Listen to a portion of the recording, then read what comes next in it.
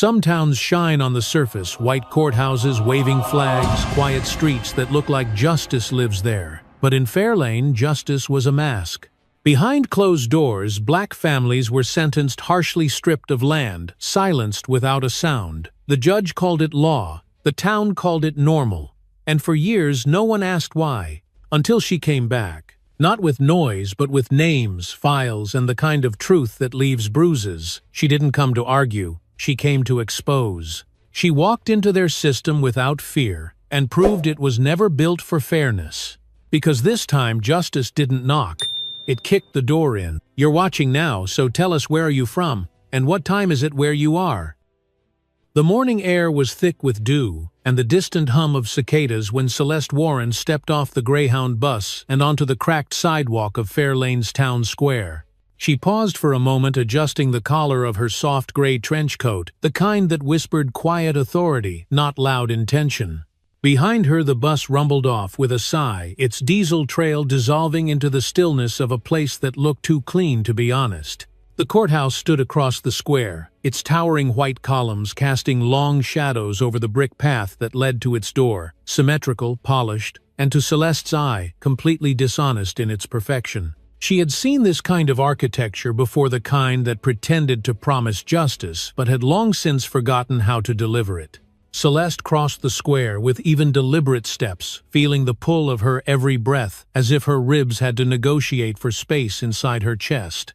There was no fanfare to her arrival, no cameras, no entourage, just a middle-aged black woman with a neutral expression and a leather briefcase entering a building where no one expected her and even fewer wanted her there. The courthouse door creaked faintly as she pushed it open, the brass handle cold against her palm, and inside the hush of bureaucracy settled around her like dust on old velvet. A bailiff glanced up from behind the security station and squinted, as if trying to place her or decide whether she belonged at all. Morning, Celeste said simply, placing her bag on the belt and slipping off her coat with practiced ease. "You here for something specific, ma'am?" the bailiff asked, not unkindly but already suspicious, in the way small-town officials often were when routine was broken. "Just observing," she replied, brushing a lock of silver hair from her forehead.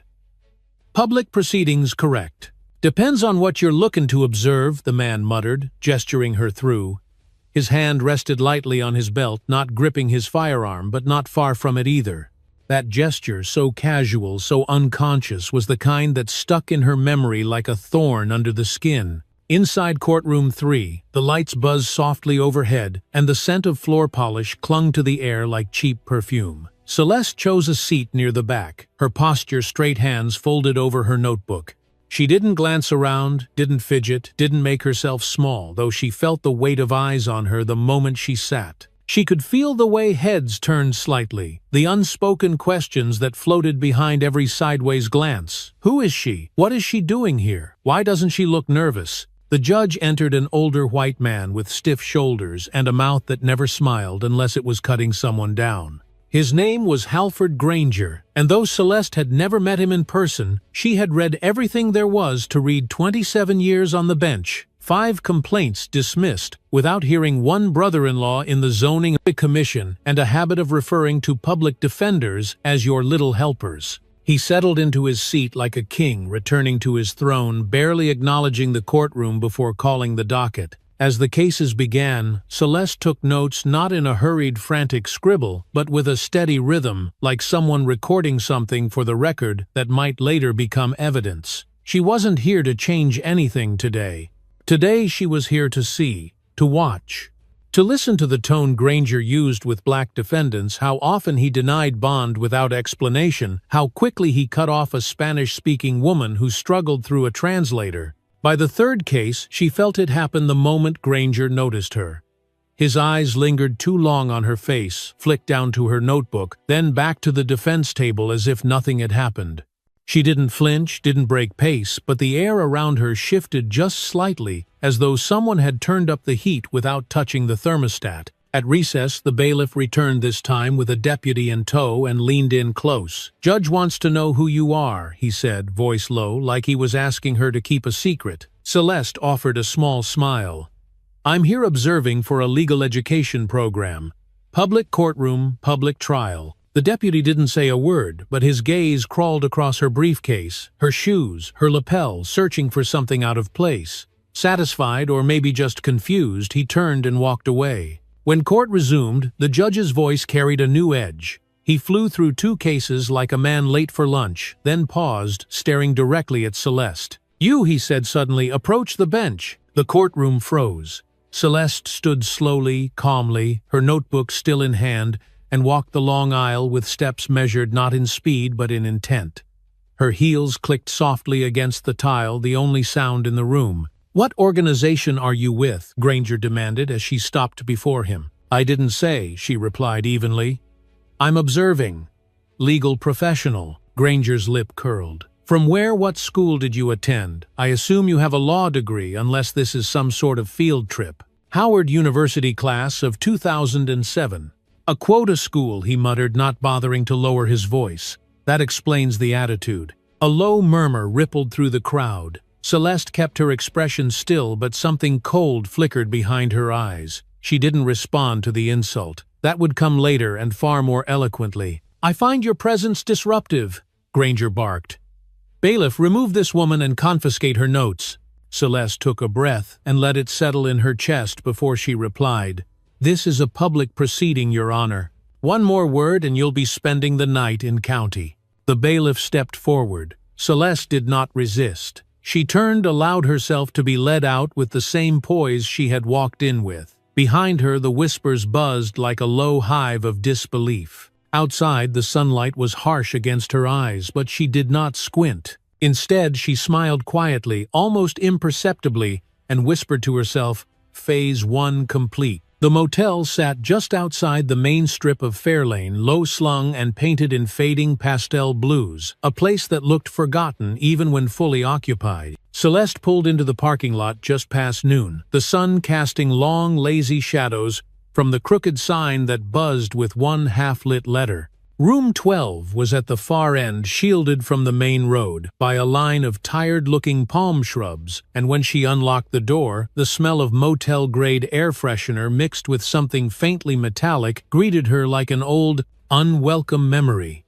She let the door swing shut behind her, drew the curtain halfway, and exhaled a breath she hadn't realized she'd been holding since the courtroom. Inside, the air conditioner clattered weakly against the heat, the only sound aside from the hum of her thoughts sharpening into clarity. 2 laptops were open on the small round table in the corner, their screens glowing dimly beside a pinboard, cluttered with photos, maps, and printed transcripts marked in red. The 2 people already inside looked up as she entered. Martin first, then Sherry. Martin Ellis, 63, had the wiry build of someone who used to run marathons, and the sharp eyes of a man who never stopped calculating. Sherry Baines, younger but no less experienced, sat cross-legged on the bed, a notepad balanced on her thigh, her eyes steady and unreadable. "Well," Martin said, standing up slowly, his voice measured, "how was our esteemed Judge Granger in the flesh?" Celeste set her bag on the dresser, loosened the knot in her blouse, and rolled her shoulders like someone coming in from the storm. "Every bit the tyrant they said he was," she replied, reaching into her bag and pulling out the small black recorder she had hidden beneath the courtroom notes. "And now we've got him insulting Howard University and dismissing public access law on record." Sherry let out a low whistle as she uncrossed her legs and rose. "He took the bait, huh?" Celeste nodded. "Hook, line, and condescension." Martin reached for the recorder and clicked it on listening for just a moment, as Granger's gruff voice crackled through the speaker, laced with scorn and southern arrogance. Celeste didn't need to hear it again. She could still feel the weight of his gaze on her, the way he'd tried to make her small with nothing more than a sentence. But he didn't know he'd walked straight into a federal operation, and that mistake would cost him more than a headline. It would cost him the one thing men like him valued most: control. She walked over to the pinboard and began rearranging the pieces with quiet efficiency, her fingers pinning down a photo of Granger beside a smiling councilman at a local fundraiser. "It's not just him," she murmured half to herself. "He's the tip of the blade, but someone's holding the handle." Martin walked over beside her, sliding a new document under the pushpins, a list of sentencing records coded by race and crime. "We've run the first layer of data comparison," he said. Black defendants are sentenced on average 41% longer than white ones, across every charge category, drug theft, you name it. Celeste leaned in to read, eyes narrowing as the numbers sank in. The disparities weren't just troubling, they were systemic, deliberate, the kind of patterns you couldn't explain away with coincidence or local culture. "That's not judicial discretion," she said quietly. "That's profiling from the bench." Sherry returned with a cup of motel coffee in a styrofoam cup, handing it to Celeste without a word. She accepted it with a nod, the warmth of it grounding her even as her thoughts kept churning. Every case she reviewed, every ruling she read, painted a darker picture, not just of bias but of orchestration. There was a rhythm to the way justice had been turned into punishment, and it wasn't random.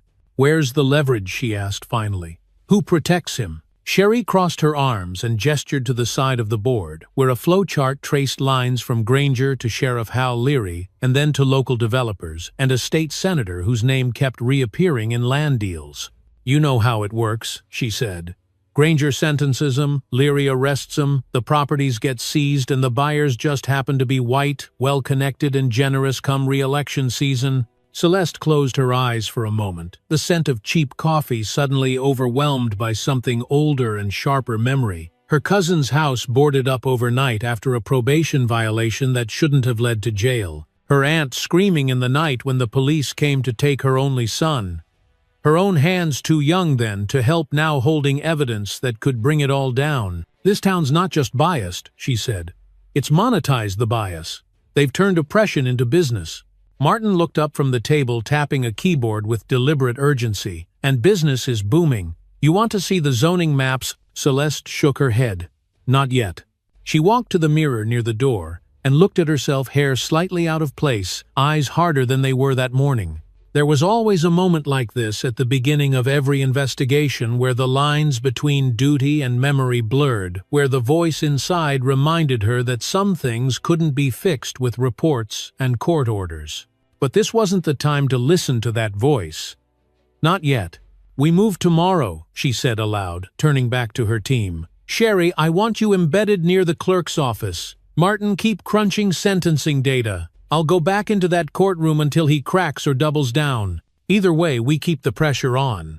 "And when they start pushing back?" Martin asked, raising one brow. Celeste smiled faintly, a smile with no warmth in it. "Then we remind them who sent us." The room fell quiet again, the only sound now, the faint tapping of data entry, the shifting of paper, the low hum of a justice system beginning to shudder under the weight of truth. Outside, the sun was beginning to dip behind the tree line, throwing long shadows across the parking lot. Celeste drew the curtain the rest of the way, closed her eyes, scanning once more for anyone watching from the road. She didn't see the danger yet, but she could feel it gathering just out of sight, just beyond the glass. The next morning arrived with a pale sky and a breeze that carried the scent of dew-soaked grass and distant pine, the kind of calm that often settles before a storm you can't quite name. Celeste Warren sat at the edge of the motel bed, tying the laces of her low-heeled black shoes, with the kind of precision one applies to ritual, not fashion. The room behind her was silent, except for the rhythmic tap of Martin's fingers on the keyboard, and the occasional page turn as Sherry cross-checked their intake files, the sound of quiet, focused urgency that had settled into their bones like a second pulse. She smoothed the front of her blazer and stood checking her reflection in the dusty mirror, hair pulled back, tight eyes sharpened by purpose, and the faintest crease at the corner of her mouth, the one that formed when she had to listen to stories that made her stomach turn but couldn't afford to react. She slipped her notebook into the side pocket of her bag, nodded once toward the team and said, "Let's see what this town's been hiding." The day's first meeting was set for 8:15 a.m. at a small diner just 2 blocks from the courthouse, the kind of place where the booths were patched with duct tape and the coffee came poured before you sat down. Celeste entered quietly, scanning the room for her contact, a woman named Lucretia Hall, who had emailed the team 2 nights ago under the subject line, "They think we forgot." In the back corner, just beside a jukebox that hadn't played a note in years, Lucretia sat waiting, her arms crossed tight across a faded denim jacket, her gaze cautious but not afraid. Celeste approached with a soft smile. and introduced herself, sliding into the seat across from her, as the waitress, without a word, dropped 2 mugs and a pot of steaming coffee between them. Lucretia took a breath, looked around the room once more, then said, in a voice just above a whisper, "I taught 7th grade civics for 19 years. Never been arrested, never missed church, paid every parking ticket on time. But I made one mistake, talked back to the wrong deputy when he pulled me over for a broken taillight that wasn't broken. 3 days later, I was charged with resisting arrest and obstruction. Granger made sure the court date landed during state testing week.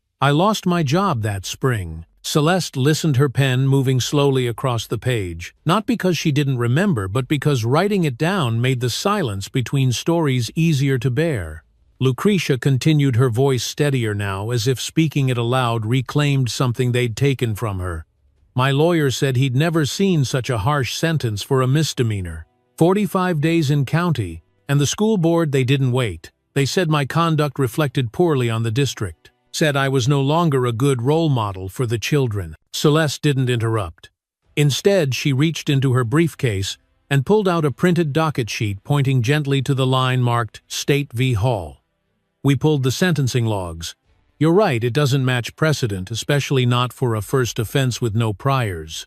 Lucretia laughed, but it wasn't the kind that brought joy. Precedent doesn't mean much around here unless your family helped build the courthouse or funded someone who did.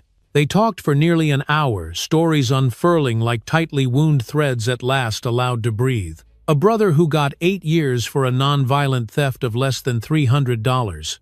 A neighbor whose expungement request was denied for a juvenile shoplifting charge, while a white city official had his DUI quietly erased.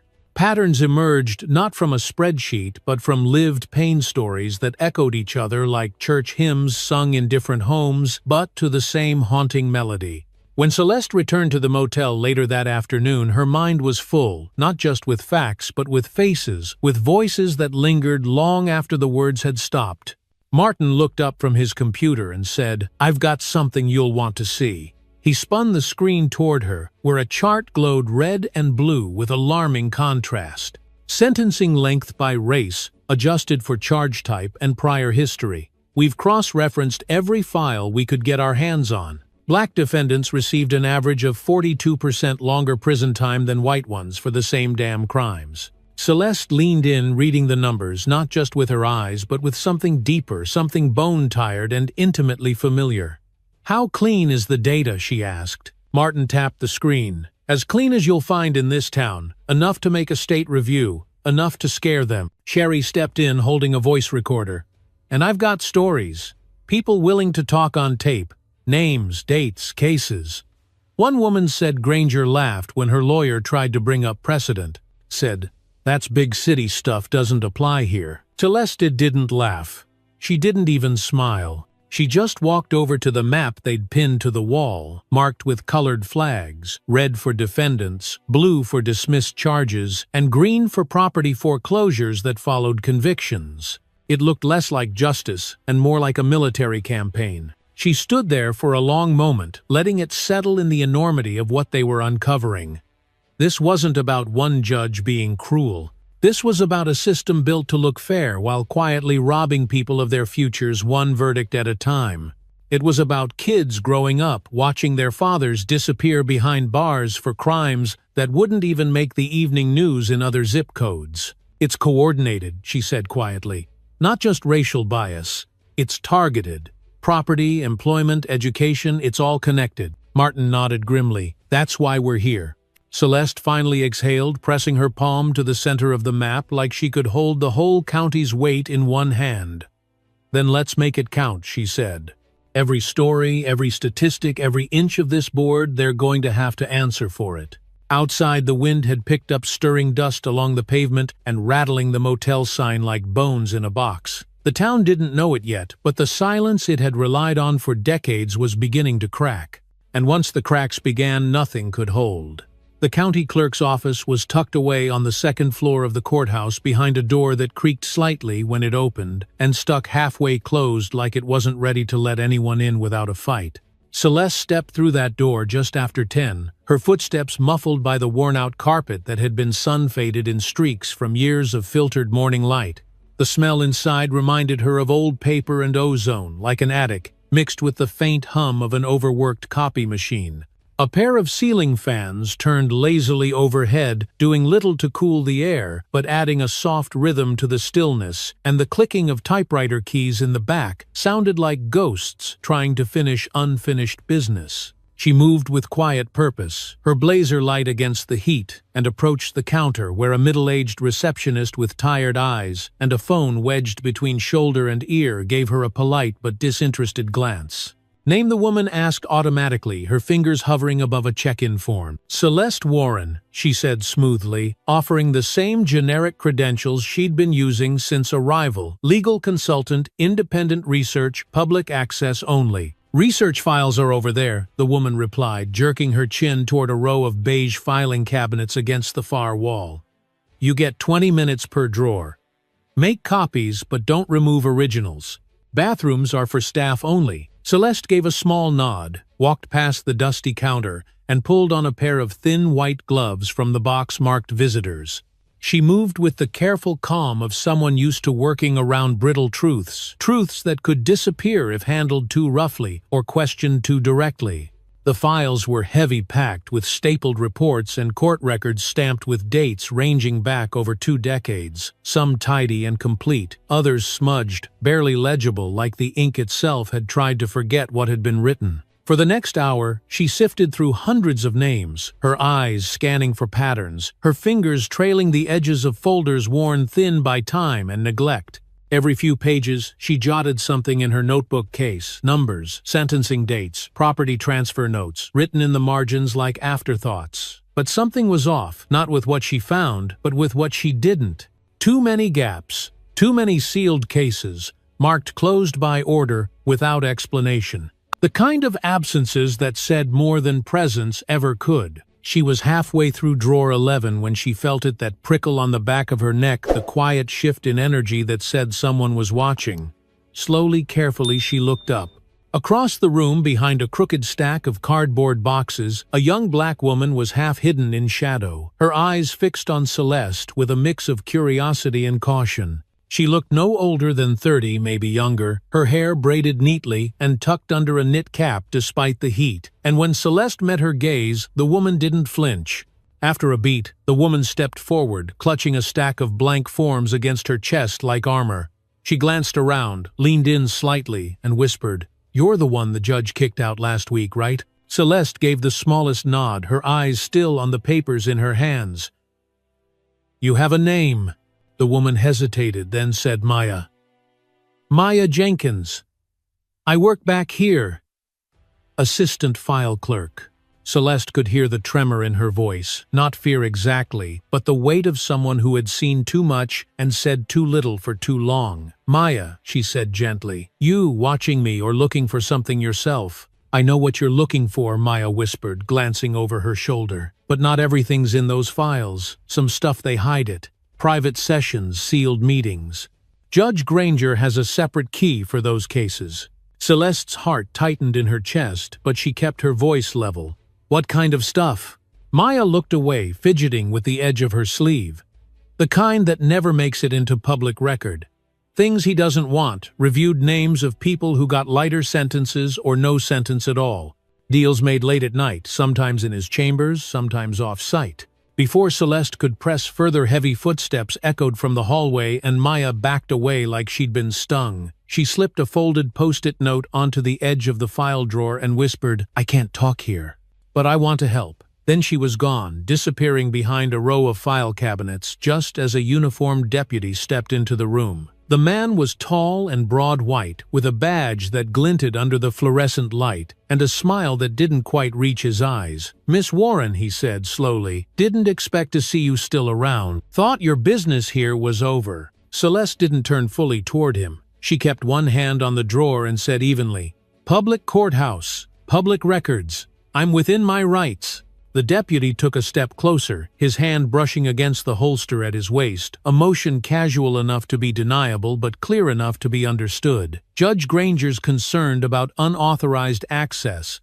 Possible identity theft, you understand. We've been asked to keep an eye on outside visitors." "I'm not unauthorized," Celeste replied, her tone calm but edged with steel. "And unless you've got a signed order or a warrant, I suggest you let me finish reviewing what's already public." The deputy's jaw tightened, but he said nothing else. Instead, he turned slowly and walked out, leaving a trail of silence in his wake. Celeste waited until the footsteps faded before reaching for the note Maya had left. On it, in neat handwriting, were 6 words: "After hours. Back stairwell. No cameras." She folded the paper carefully, slipped it into her notebook, and closed the drawer without finishing. Whatever she was going to find, it wasn't in plain sight anymore. Not here, not without someone on the inside. Back in the motel that evening, she told Sherry and Martin what had happened, watching as their expressions shifted from interest to alarm. "We need to be careful," Sherry said, pacing near the window. "If she's right, then we're not just documenting bias, we're cracking open a cover-up. And if that deputy shows up again," Martin added, "it's not just surveillance, it's intimidation."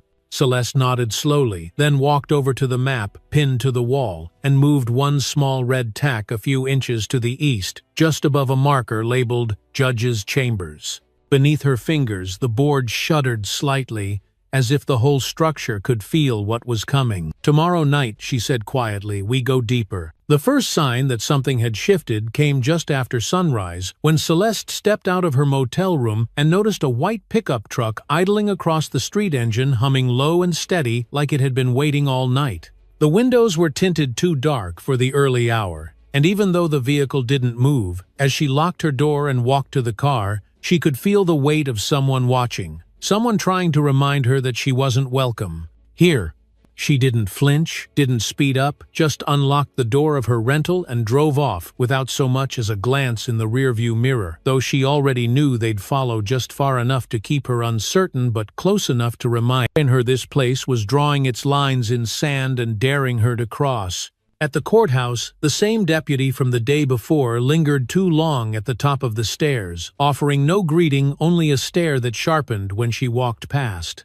Inside, the clerks were quieter than usual, their voices hushed, their glances cautious, and for a moment the building felt more like a stage set than a functioning institution, everyone playing their roles pretending justice lived here when in truth it hadn't visited this place in years. Celeste spent the morning reviewing property transfer records, tracing a path from courtroom sentences to county tax auctions to private development deals that smelled of laundering. The same surnames appeared again and again, stitched like threads through different companies, and land parcels always circling back to donors listed on Judge Granger's last re-election campaign flyer. The deeper she dug, the more it became clear this wasn't a pattern. It was a plan written in plain sight, but coded in legality, masked by the language of process and paperwork. By mid-afternoon, when she stepped out to get lunch, the white truck had returned, parked 2 cars down, now engine off, but the driver still hidden.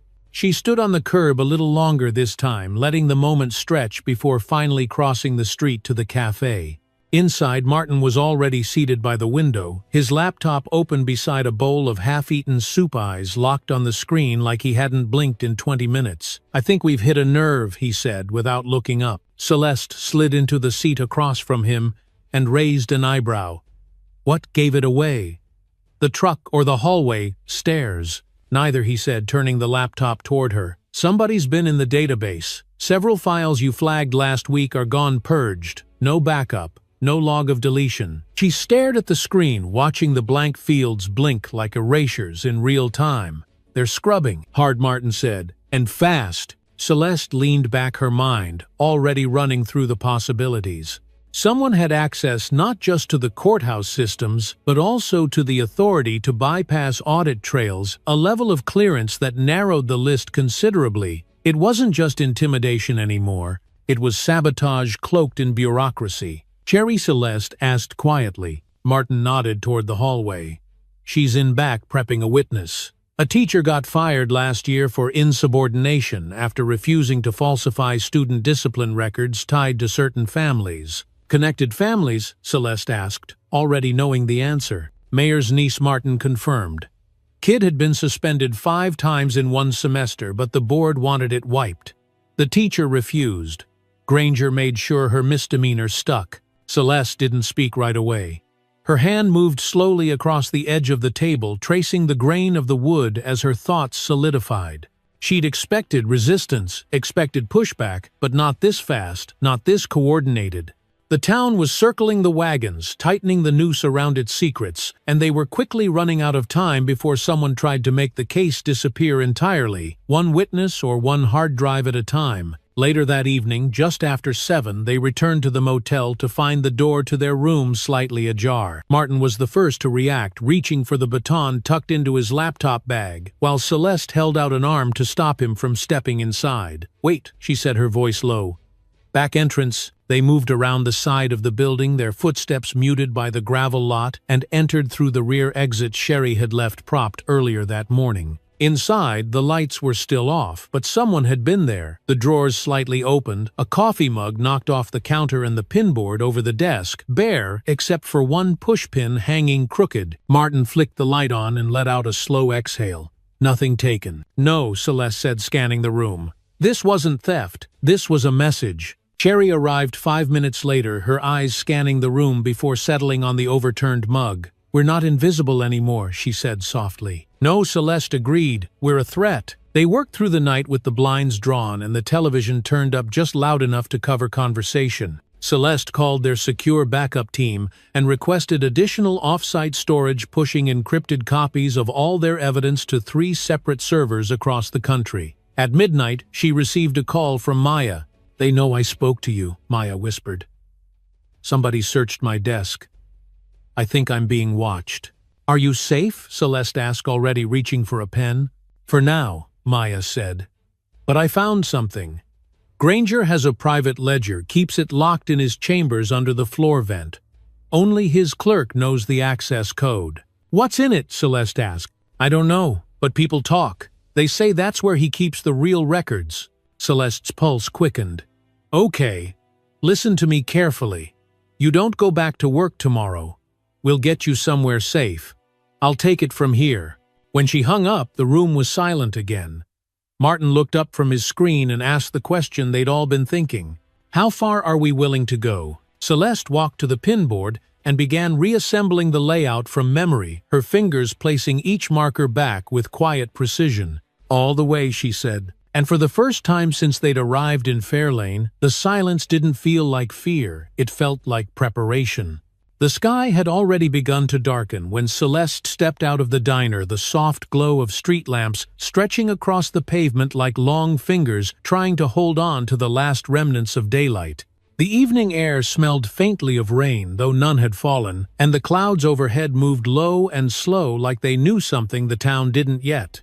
She pulled her coat tighter around her shoulders, not because she was cold, but because the weight of what she carried, truths, unspoken files, nearly destroyed a witness now in danger, had begun to settle more deeply into her bones. Back at the motel, Martin was pacing the narrow room, his phone pressed to his ear, his voice sharp and low as he argued with someone from the regional office about encryption protocols. Sherry sat by the window, notebook in her lap, eyes scanning every car that rolled through the parking lot with a tension that was no longer new but somehow still exhausting. Celeste stepped inside without a word, just nodded once to let them know she was safe, and began unbuttoning her coat as the television played quietly in the background, filling the silence with the local news anchor's overly chipper voice. "Someone's going to break," Sherry said finally, not looking away from the window. "They always do when the walls get tight." Celeste sat down on the edge of the bed, leaned forward with her elbows on her knees, and let out a long breath. "Then we need someone inside those walls before they collapse." Martin ended the call and tossed his phone onto the table. Still no traction from upstairs. "They say unless we have clear proof of direct criminal intent from the judge himself, they can't escalate." Sherry scoffed quietly. "So what we've gathered doesn't count." "It counts," Celeste said softly. "Just not to the people who don't want it to." They sat there in silence for a moment, the hum of the mini-fridge suddenly loud in the stillness, until there was a knock at the door, 3 sharp taps followed by 2 more. Sherry was up instantly, hand at her waist, her eyes meeting Celeste's before moving to the peephole. She exhaled in relief. "It's her." When Sherry opened the door, the woman standing there was older than Celeste had expected, late 60s, maybe with gray hair pulled into a loose bun and a face that looked both familiar and unknown. She stepped inside with the caution of someone who'd spent too many years learning to distrust open doors and offered a small nod. "My name's Judith," she said. "Judith Nix. I used to be the assistant clerk for the probate office before they pushed me into early retirement." Celeste stood and offered her hand, which Judith shook briefly, her grip surprisingly firm. "Why are you here, Miss Nix?" Judith looked around the room, her eyes lingering for a second too long on the pushpins and maps before settling back on Celeste. "Because I'm tired of watching people lose everything and being told it's their fault." She reached into her purse and pulled out a folded sheet of paper worn at the corners and marked with faded highlighter. "This is from last year's property reassessment log. There's a section here that never went public. Entries, marked discretionary, were routed directly through Granger's office, bypassing standard review. Most of them involve parcels that were later sold at below-market rates." Martin leaned in his eyes, scanning the page, and whistled low. "There's a pattern here. Parcel IDs all line up with the land we flagged last week." Judith nodded. "That's not a coincidence. Granger didn't just sentence people he picked which ones lost their land. Then the developers came in. Then came the construction. And now half of East Fairlane doesn't belong to the people who built it." Celeste studied Judith, trying to read the weight behind her words. "Why now?" she asked gently. "Why come forward now?" Judith's eyes flicked down, then back up, steady and unapologetic. "Because I had a nephew. His name was Elijah. He got caught with a stolen bicycle, something dumb, something he didn't do. First offense barely 16, but they put him in adult court. Granger gave him 2 years, said it was about setting an example." Her voice cracked just a little, and she didn't try to hide it. "He hung himself in lockup 8 months in. And when I asked why they didn't transfer him to juvenile like they said they would, they told me it was a clerical delay." Celeste felt the silence ripple through the room like a wave, not loud but powerful, not screaming but certain. She moved slowly, walked over to the desk and picked up a clean notebook, then returned to her seat across from Judith. "We're building a case," she said. "We've got witness statements, financial trails, sentencing, disparities, all of it. But what we don't have yet is the inside thread, the proof that shows this wasn't incompetence or bias, it was intent." Judith nodded slowly. "I've got more. I just needed to know someone would do something with it." "You have our word," Martin said. "No," Judith replied, her eyes on Celeste. "I want hers." Celeste didn't hesitate. "Then you have it." The older woman adjusted the strap on her purse, and headed for the door. Just before she stepped out, she paused and turned back. "You'll need to be quick. Granger's got friends in the records office. They'll know I came here." When she was gone, the room sat still for a moment, as if holding its breath. Celeste stood and walked over to the map, placing a new tack just south of where the courthouse sat. "We've got the door cracked," she said softly. "Now we just have to get through before they slam it shut."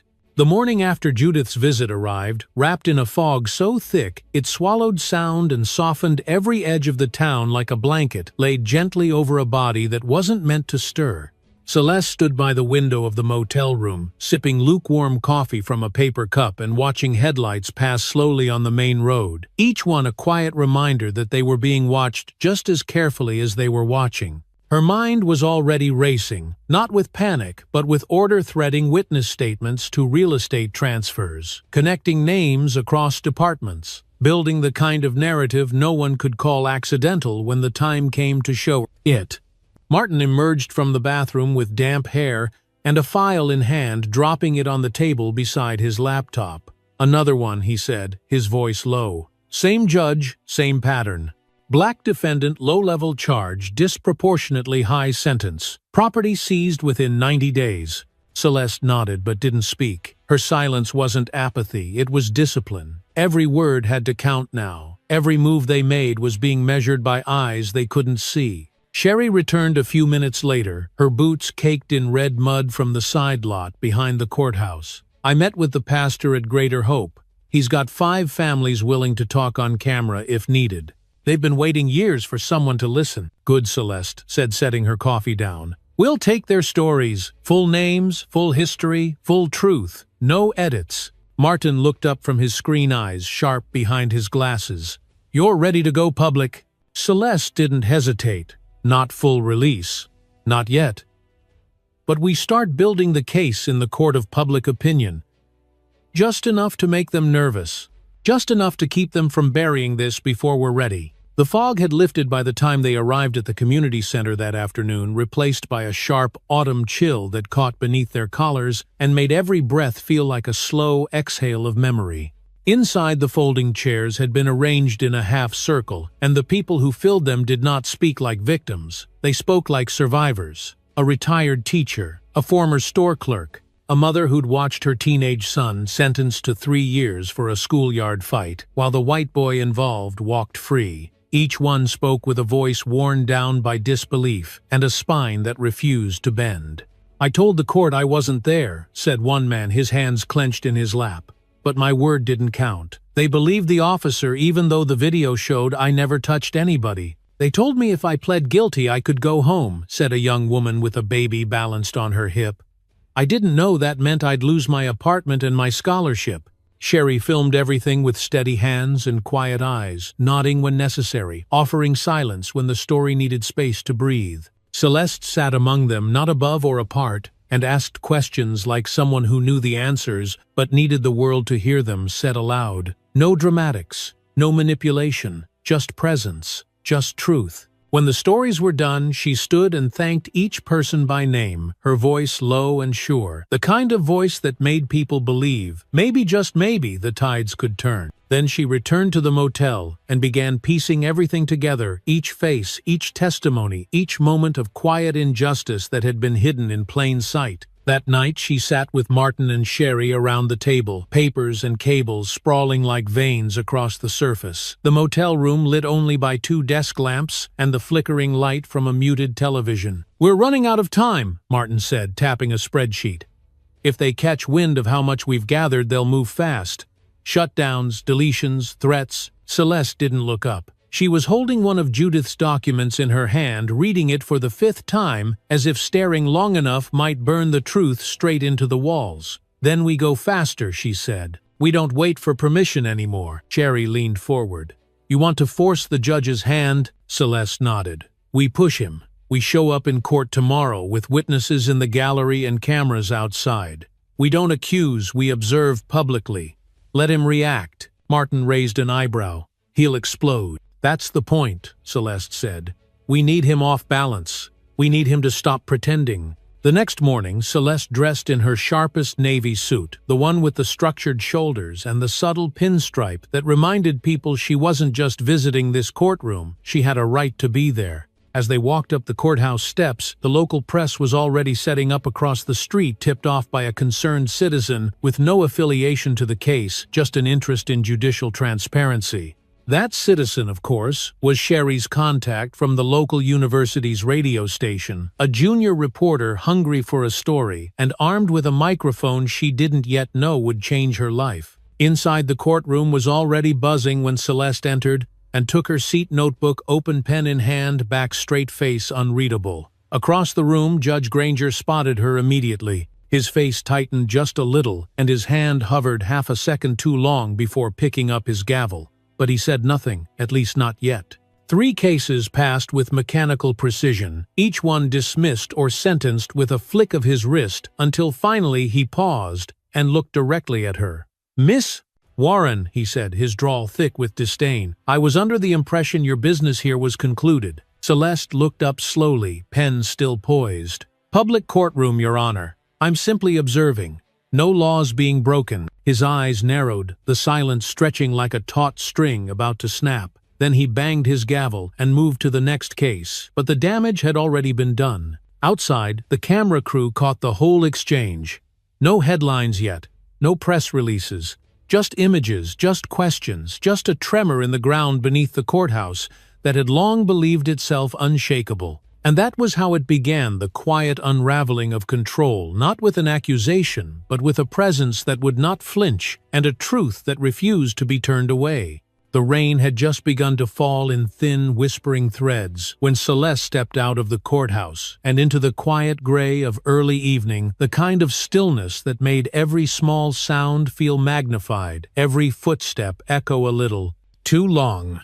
She pulled her coat tighter across her chest, not from the cold but from something heavier, something that had been building in her ribs all day, an invisible pressure she had learned to carry without complaint but never without cost. The sidewalk was slick beneath her shoes, puddles forming in the cracks like little pools of doubt, and as she reached for her keys, she caught a reflection in the rear window of her car that made her stop mid-step. A sheriff's cruiser idled across the street, engine, low headlights off windshield wipers moving in slow rhythmic swipes. For a moment she said nothing, did nothing, simply watched the still figure behind the wheel. A man in uniform with a wide-brimmed hat, pulled low, his profile turned just enough to be unreadable. She had seen that posture before in different towns under different names, but always with the same message: "We see you, and we don't like what you're doing." She unlocked her door, calmly slid behind the wheel, and drove off without rushing, her eyes flicking to the rearview mirror every few seconds. The cruiser followed, not aggressively, not too close, just enough to make its presence known. It trailed her all the way to the motel, parked 2 spaces over, and didn't move again until she'd gone inside and drawn the curtain closed.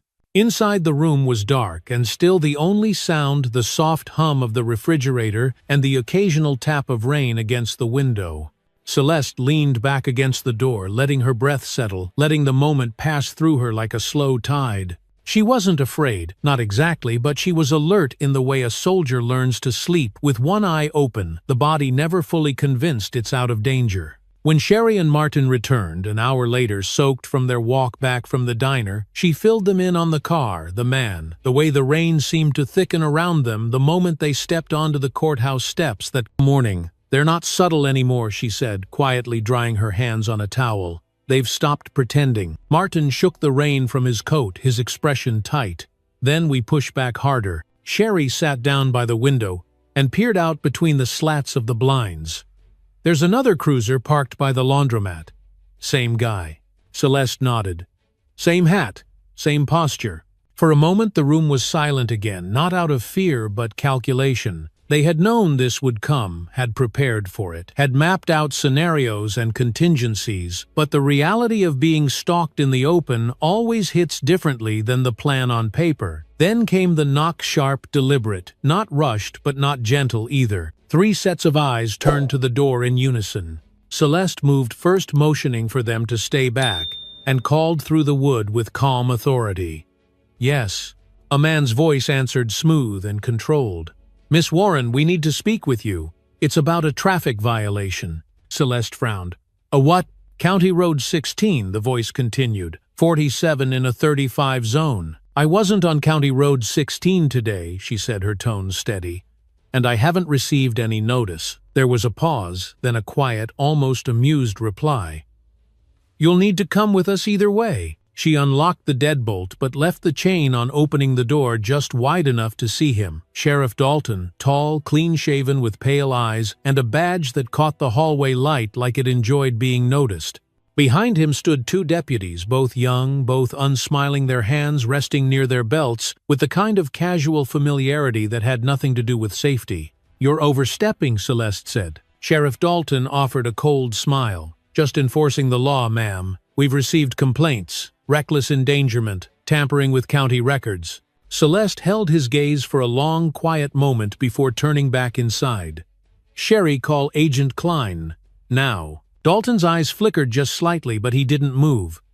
"That won't be necessary." "It already is," Celeste replied, then closed the door, locked it, and began gathering her ID and recorder from the desk. Martin looked at her, his voice tight. "You're not seriously going with them." "If I don't," she said, "they'll escalate. But it's a setup." "I know." She took a breath, her voice low but resolute. "That's why I need you both to stay here. Back up everything. Secure the files. If I'm not out by morning, you release it all." Outside, the rain had slowed to a mist, the night wrapped in that eerie stillness that precedes bad news. Celeste stepped into the hallway, flanked by the deputies. Every step calculated, every motion composed, her expression unreadable. In the patrol car, she was quiet, her eyes fixed on the wet blur of streetlights sliding across the windows, her mind tracing exit points, legal boundaries, and the name of every DOJ contact she could still trust. They drove her not to the sheriff's office, but to a smaller station near the county line, an old building with sagging gutters and flickering lights that made the walls hum with static. Inside, they searched her bag, took her phone, and ignored every request for legal counsel with rehearsed indifference. She was fingerprinted, photographed, and placed in a holding cell with walls too close and lights too bright, the kind of space designed to fray patience and bend the will of anyone who stayed too long. Hours passed. No charges were filed, no paperwork presented, just silence, and the occasional sound of footsteps in the hallway, stopping just outside her door, waiting, then fading again like ghosts that couldn't quite decide whether to haunt or hide. At one point, just past midnight, the sheriff returned alone and stood outside the bars, his voice calm and smug. "You stirred up a mess here, Miss Warren. Folks don't like being questioned." Celeste stood slowly meeting his gaze through the metal. "Then they shouldn't have so much to hide." He laughed once, short and dry. "You think this is your case, your crusade? This town eats people like you alive." She stepped closer to the bars, her voice low and clear. "Then I hope it's hungry." He didn't respond, just turned and walked away, leaving her alone in the humming silence where even fear had learned to wait its turn. The morning Celeste walked back into the courthouse, she did so with a silence that spoke louder than any headline, her shoulders squared, her jaw set, and her steps measured like someone walking through the echo of her own name, finally being heard. The early light filtered through the stained glass windows above the entryway, casting fractured patterns of color across the cold marble floor, as if even the building itself wasn't quite sure how to receive her this time. There were murmurs, as she passed, the kind that trailed behind her like heat on pavement, some familiar, some fearful, but none willing to meet her eyes for long. She didn't wear a badge, not today, though she could have. It sat in her bag heavy and polished, but this entrance was about message, not authority. Today wasn't for intimidation. Today was for return, deliberate, unshaken, and undeniable. Her suit was dark gray, perfectly tailored, and her heels clicked against the floor with just enough rhythm to interrupt the whispers around her. At the security desk, the officer glanced up, recognition flickering behind his expressionless face. He said nothing, simply buzzed her through without the usual questions. She offered no acknowledgement in return. She owed no one small talk. In courtroom 2, Judge Granger was already seated on the bench, one hand on his gavel, the other adjusting the edge of his robe like he needed the cloth to remind everyone who held the power in the room. His eyes locked on her the second she entered, a flicker of something uncertain crossing his face before the familiar arrogance settled back into place. Celeste took her usual seat in the third row, her notebook already open, pen in hand, posture straight. She didn't smile. She didn't need to. Behind her, the gallery filled slowly, not with lawyers or bailiffs, but with the people whose stories she had listened to in kitchen chairs and church basements, in parking lots and borrowed offices. They came one by one, quiet but purposeful, some in their Sunday best, others in work uniforms or plain cotton shirts. The kind of clothes people wear when they know the weight of what they're doing. Sherry was among them, sitting near the aisle, her phone resting on her lap, recording discreetly, her face unreadable behind large, dark glasses. Martin stood by the door, arms crossed, nodding once when their eyes met. Granger shuffled the case docket unnecessarily, buying time, pretending not to notice the crowd that was no longer made of passive observers. "Let's proceed," he said, eventually, voice clipped. The first 2 cases passed without issue, minor charges, quiet defendants, rehearsed attorneys, but the tension in the room grew tighter, with each passing moment like a rope being pulled slowly through an unseen hand. Then came the third case, a young black man no older than 20 brought in for interfering with public procedure, a vague charge tied to a peaceful protest outside the city hall 2 weeks earlier. He stood beside his public defender, hands clasped in front of him, and Celeste felt it immediately, that quiet injustice humming just beneath the surface, ready to boil. Granger's tone sharpened. "Your record shows prior offenses," he said, not looking at the defendant but at the file in front of him. "Disruptive behavior, failure to comply, and now this." I see no reason to offer leniency. Before the defense could respond, Celeste stood. The courtroom turned. "Excuse me, Miss Warren Granger," said his voice rising. "You are not a party to this proceeding." "No, I'm not," she replied, her tone calm but full. "But I am a federal investigator assigned to review patterns of sentencing in this jurisdiction, and I believe this qualifies."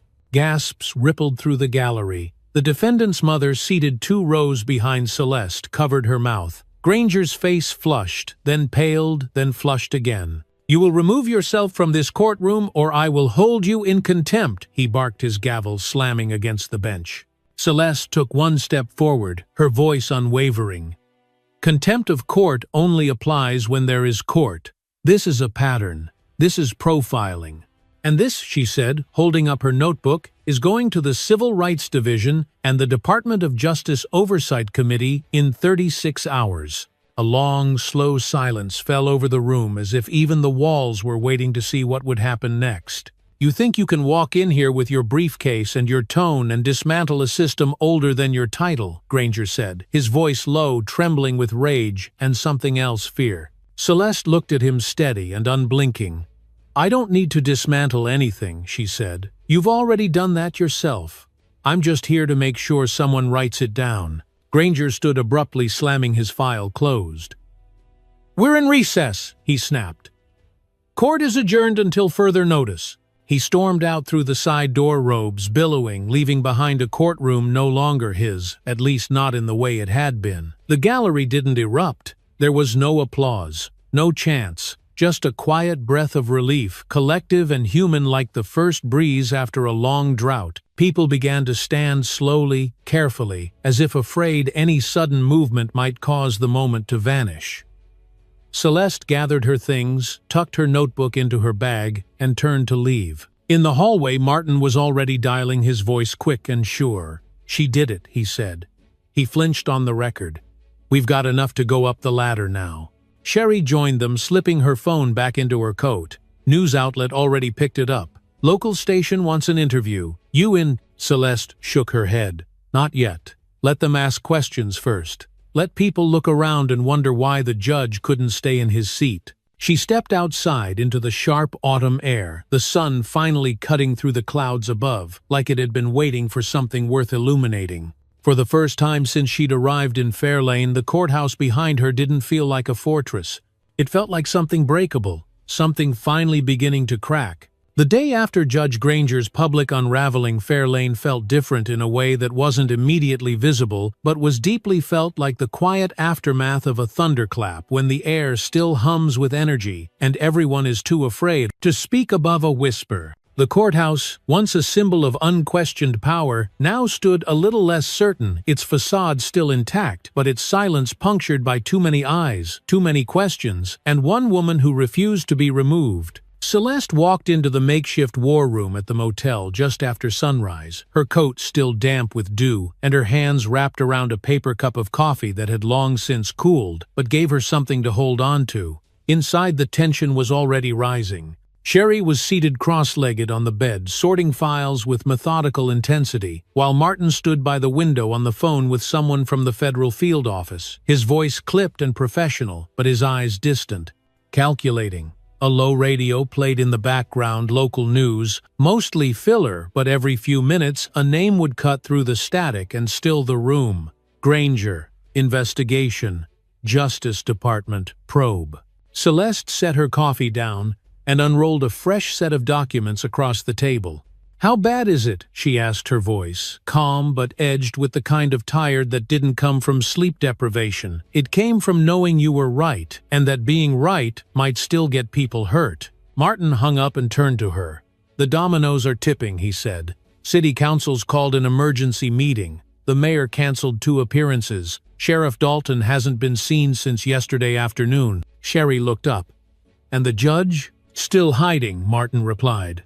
"But sources say he's called his attorney and made 3 separate calls to the state capitol." Celeste nodded slowly, her thoughts already 10 steps ahead. "Then we need to move now, before anyone decides to start erasing what's left." She pulled out the photo log. Judith had handed over a list of sealed property seizures, coded only by parcel number and date, each one tied to a family that had either disappeared quietly or gone bankrupt, trying to fight in a system designed to wear them down.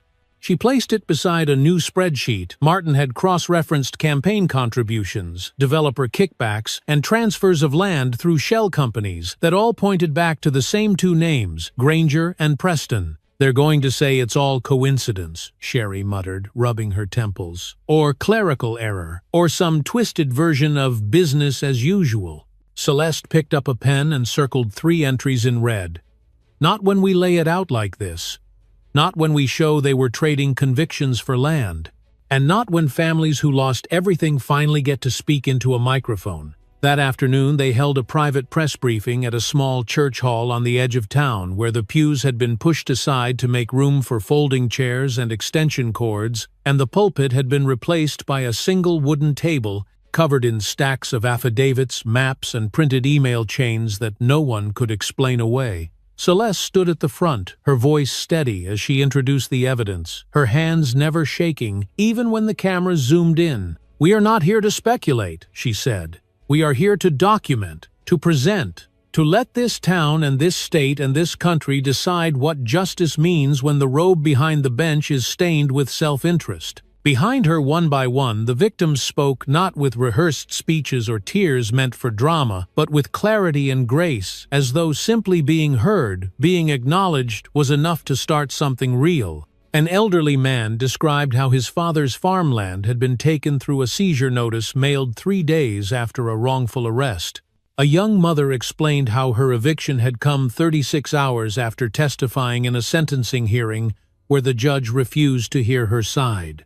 A high school student, no more than 17, told of how his brother had been jailed for missing court after receiving a notice that never arrived. By the time the last witness finished, the room was heavy with something more powerful than outrage conviction, not from anger, but from truth. From the kind of truth that makes people shift in their seats and wonder how they've gone so long without asking harder questions. That evening, back in the motel, Celeste sat with her laptop open watching the first headlines go live. Federal investigation expands into local corruption. Judge under fire for seizure for sentencing scandal. DOJ confirms pattern of civil rights violations in Fairlane County. The words didn't bring her joy, not the kind people think comes with victory. Instead, they brought a quiet, heavy kind of resolve, because headlines didn't fix broken lives. They didn't return lost homes or remove years from jail records, but they were a start. Martin poured them each a cup of whiskey from the small bottle he'd kept stashed in the bottom of his duffel, and for the first time in days, they sat in relative silence, not from weariness, but from a shared recognition that they had crossed a line, and there was no walking it back. "You did it," Sherry said, raising her glass. "No," Celeste replied softly, tapping her glass against theirs. "We started it." Outside, the town was no longer quiet. The courthouse steps, once barren and orderly, were now a gathering place, people with signs, with questions, with phones recording every official who entered and every silence that followed. And inside, behind shuttered windows, Judge Granger was no longer giving orders. He was making calls, trying to save himself from the system he once controlled like a puppet master holding too many strings. But Celeste knew the truth better than he ever did. When those strings finally snap, they don't go quietly. They whip, they lash, and sometimes they take down the whole stage. The motel room was still dark when Celeste sat up in bed, the early hour offering no real rest, just quiet space for a mind that refused to turn off. The rain had returned overnight, a soft, persistent tapping against the window pane that reminded her of childhood nights spent listening to storms roll across the fields outside her grandmother's house. She reached for her phone, checked the time, and saw the alert waiting at the top of her screen. Urgent unknown number called 6 times between 2:00 and 3:30 a.m. Her stomach sank, not from fear exactly, but from that cold sense of knowing something had shifted while the world slept. She swung her legs over the edge of the bed and stood slowly, feeling the weight of the last few weeks settle into her bones like an old injury returning with the weather.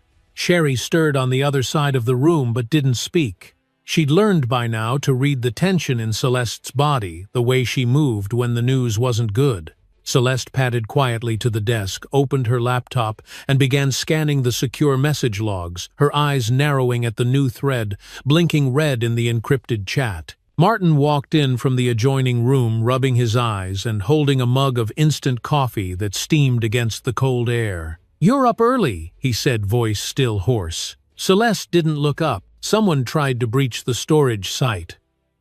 Secondary server in Baton Rouge wiped clean. Fortunately, we had the tertiary. Martine froze. How? They had credentials, she said, finally glancing over. Correct encryption handshake. Either someone's selling access or someone's been inside our system longer than we thought. Sherry sat up now, fully awake. We have internal compromise. Celeste nodded. We always did. But now it's active. She turned the screen toward them, showing a single line of text that had been decrypted from the intercepted attempt, short, direct, and unmistakably threatening. She talks, she disappears. Silence stretched across the room, not heavy with panic, but with a kind of clarity that arrives only when the danger becomes undeniable. Celeste leaned back in her chair, her eyes closed for a moment, grounding herself in breath and silence before opening them again with purpose. We move everything. Now. All witness statements. All physical records. Transfer to a federal field site. No local custody. No more chances. By midday, they had relocated their operations to a secure conference room inside the nearest federal building, a space lined with soundproof walls monitored by agents who knew not to ask questions and never left their posts. Celeste walked the perimeter of the room, slowly checking every corner, every camera, every inch of the space before she finally let herself sit down. She pulled out her notebook, flipping past pages of testimony, land transfers, sealed court orders, until she stopped at a line she'd written weeks ago. Power responds only when it's cornered, and today power had started to sweat. The press had begun circling tighter, no longer just local affiliates but national outlets, civil rights organizations, and independent journalists, digging deeper than the town had ever expected. Anonymous sources were surfacing former assistants, disgruntled court clerks, even a retired bailiff who had witnessed conversations behind closed doors and now wanted to come clean. Every hour brought more evidence, more validation, and with it more danger. At 3 o'clock, Celeste got the call. The voice on the other end was female, unfamiliar but certain. "They're planning something tonight," the caller said. "They're scared. You made them desperate." "Who is this?" Celeste asked. "Doesn't matter," the voice replied. "But listen. If you're not out of Fairlane by sunrise, you won't see another." The line went dead before she could speak again. She stared at the phone in her hand, her grip tightening just slightly, and then placed it on the table with slow, deliberate care. Martin and Sherry were watching her, waiting for the report they could see written in the lines of her face. "We've been marked," Celeste said. Officially, Martin sighed and reached for the emergency protocol binder. Then it's time. That evening, they packed up their temporary office in silence, each movement efficient, each glance loaded with unspoken urgency. A secure van waited outside its engine, already running the driver, a federal agent Celeste had worked with years ago and trusted implicitly. Before they left, she took one last look at the corkboard they'd built in the motel, the photos, the timelines, the red strings now folded into folders but etched permanently into her mind. As they pulled away from the curb, she didn't look back at the courthouse or the streets that had shadowed her. Instead, she stared out the window at the streetlights passing by, wondering how many other towns, just like this one, were still hiding the same rot beneath polite handshakes and clean sidewalks. Places where power wore a robe and smiled during sentencing, where silence had become the price of survival. Later that night at the federal safe house, they gathered around a secure terminal to upload the final case file to DOJ headquarters, locking it behind multi-tiered encryption protocols designed to hold even under hostile attack. Celeste keyed in the last authorization code and stepped back as the data transfer began, the progress bar moving slowly but steadily across the screen. Sherry looked at her. "What happens now?" Celeste didn't answer right away. She walked to the window, pulled back the curtain, and stared out into the dark. "They're going to come harder now," she said. "They'll leak false stories, attack credibility, paint me as unstable, vindictive, dangerous." Martin leaned against the wall. They won't win. Celeste turned toward them, her face calm, her voice unwavering. They don't have to win. They just have to make people doubt long enough to keep their grip. Then she paused, smiled faintly, and added, "But they picked the wrong woman this time." The room held that silence again. Not fear, not hesitation, but conviction. The same feeling that had carried them this far through threats and erasure, through broken locks and wiped servers, through everything that had been thrown at them to keep this truth from rising. And in that quiet, with the hum of secured servers working in the background, and the future shifting just slightly in their favor, they all understood the same thing at once. The fight wasn't over. But they weren't alone anymore. The morning Judge Halford Granger was led into federal court in handcuffs. The sky above Fairlane was unusually clear, washed in a soft autumn blue that made the courthouse dome gleam like it had just been scrubbed. The streets surrounding the building were cordoned off, and crowds had gathered on both sides of the barricades, some holding signs demanding justice, others holding cameras, but most just holding their breath, unsure of what they were. Witnessing, unsure whether to believe what had finally come to pass. Celeste stood in the observation room above the chamber floor, the glass cold against her fingers as she watched Granger's face remain fixed in a hollow expression, more stunned than angry, as if the gravity of his fall hadn't quite settled into his bones yet. He was still wearing his judge's robe, though wrinkled and faded now like a costume that no longer fit the part, and when he turned briefly toward the gallery, his eyes didn't find Celeste, or perhaps chose not to. She didn't move. She didn't need to. Just being there, witnessing, recording, remembering was the final act in a long battle that hadn't started in a courtroom but in the living rooms of families who had lost everything without a voice to name what was taken from them. The prosecution laid out the charges with clinical precision: conspiracy to violate civil rights, abuse of judicial authority, fraudulent seizure of property under color of law, and obstruction of federal investigation. Behind each count was a face. Celeste had met a hand, she had held a story she had written down in ink, so permanent even the fire of corruption couldn't burn it clean. At one point during the hearing, the federal judge turned to Granger and asked if he wished to address the court. He stood slowly, adjusted his collar with one trembling hand, and looked around the room like a man lost in a place he once ruled. "I served this community," he said, voice dry. "I did what was necessary to preserve its character, its safety, its order. And that was all. No apology, no regret, just the same righteous entitlement that had justified every life he trampled in the name of tradition." Celeste exhaled slowly and glanced toward the back of the gallery, where Maya Jenkins sat beside Bethany Collins, both women wearing quiet expressions of defiance, their presence as powerful as testimony. Sherry and Martin sat nearby, heads bent over their notes, their calm focus, an anchor in the room's shifting current. Celeste leaned closer to the glass, her reflection barely visible beside the judge's crumbling composure, and whispered under her breath, "You thought no one would ever come for you." After the hearing, she stepped outside into the sunlight and paused at the top of the courthouse steps. The air smelled faintly of cut grass and warm concrete, the kind of late-season warmth that made you forget winter was coming. Reporters clustered below, shouting questions, but Celeste didn't speak. She walked slowly down the steps, each footfall landing with the quiet weight of responsibility, not victory. That night, in a secured room at the DOJ's regional office, she sat in front of a congressional subcommittee via video link, answering questions, not about her tactics, but about her reasons why she pursued the case, even when she was ordered to stand down, why she stayed in Fairlane after being jailed, followed, and threatened. She answered with steady candor. "Because people were counting on me," she said. "Because silence protects systems that were never built to protect us." The room fell quiet after that, the kind of silence that comes not from doubt but from reckoning. Weeks passed, and the aftermath unfolded like a slow peeling back of layers long rotted beneath the surface. Dozens of past convictions were re-examined, several vacated outright.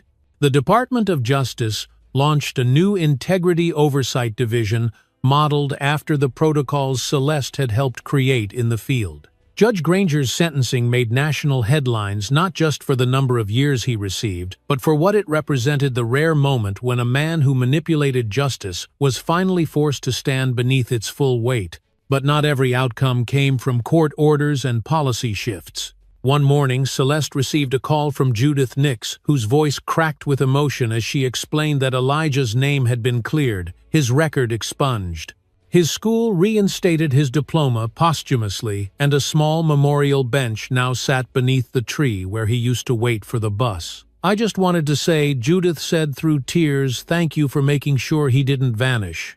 Celeste hung up and sat still for a long time, staring at the wall across from her desk. In her line of work, you learned not to measure success in headlines or courtrooms, but in the quiet return of dignity to places where it had been stripped bare. Eventually, she returned to Fairlane not to investigate, not to challenge, but to witness the slow rebuilding. A new judge had been appointed, an oversight board formed, and a civic coalition launched an initiative to offer legal education to the public, so no one would feel as powerless as the families who had once sat before Granger's bench. On her last evening there, she walked alone to the edge of town where a new community justice center was being built on land once seized through illegal orders. The construction site was quiet at sunset, the framework half standing, the soil still raw. She stood there for a while, one hand resting on the temporary fencing, watching the wind move through the scaffold like breath through lungs. A worker passing by recognized her, nodded once and said, "It's gonna mean something what goes up here." She nodded in return, not needing to say anything more. As the sky deepened into dusk, she reached into her coat pocket and pulled out a folded slip of paper, a sentence she had written to herself months earlier before any of it began. She read it again. "Justice doesn't start in courtrooms. It starts when someone refuses to look away." And then she let the paper go the wind, carrying it out across the field until it disappeared into the night like the end of a breath you didn't know you'd been holding. Because some endings don't come with applause. They come with silence and sunlight, and the slow, steady work of building something honest from everything that was once broken. What this story teaches us more than courtroom drama or legal victories is that silence is never neutral, and justice doesn't just happen because someone wears a robe or holds a title. It happens because ordinary people refuse to turn away. It happens when someone like Celeste Warren listens, shows up, and keeps showing up, even when she's threatened, pushed out, or told to quit. For those of us watching from the outside, especially as we grow older and have seen how power can bend truth, this story is a reminder the system only changes when we demand it to. Maybe you've lived through something like this. Maybe you've seen a friend or neighbor face injustice and felt helpless to stop it. But the truth is, your voice, your memory, your story still matter. Speaking up, writing it down, showing up to vote, to testify, to simply care, that's how the tide turns.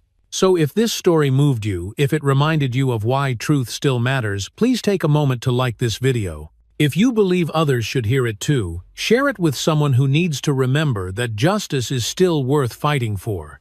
And if you want to keep hearing real stories about real people standing up for what's right, subscribe to this channel, because the fight isn't over, and the more of us who watch, who listen, who remember, the stronger we all become. Justice isn't a moment.